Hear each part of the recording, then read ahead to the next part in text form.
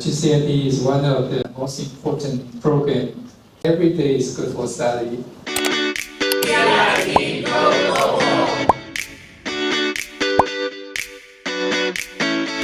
On August 28th, GCIT officially welcomed our Fall 2025 cohort.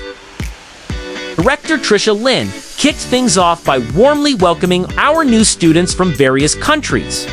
She also shared GCIT's 3 exciting tracks: international journalism, digital creative content production, and AI marketing tech and innovation, emphasizing the global nature of our community.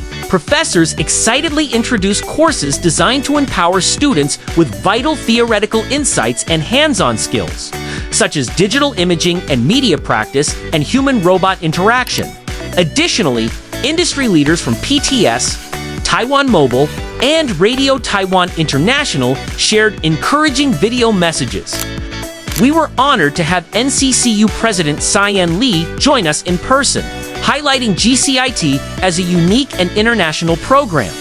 He inspired everyone with his message: make every day a good day for studying.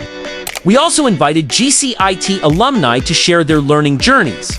They encouraged new students to embrace curiosity and seize every opportunity that comes their way.